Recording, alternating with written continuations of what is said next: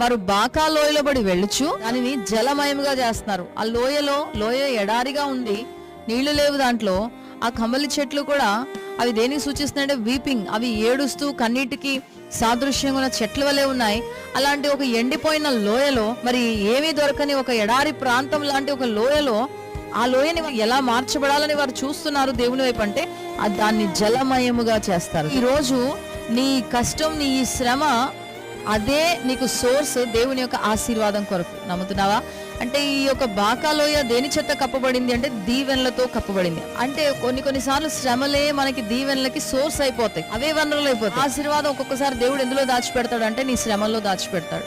నీకు ఇవ్వవలసిన ఫలం దేంట్లో దాచిపెడతాడంటే ఒక్కొక్కసారి నీ శ్రమల్లో దాచిపెడతాడు. నువ్వు పడుతున్న బాధల్లో, నీ కన్నీటిలో నుంచే అదే సోర్స్ అవుతుంది రేపు నీకు దీవెనలు కుమరించబట్టానికి. అందుకనే బాకా లోయ అంట దీవెనల చేత అది కప్పబడి ఉన్నది.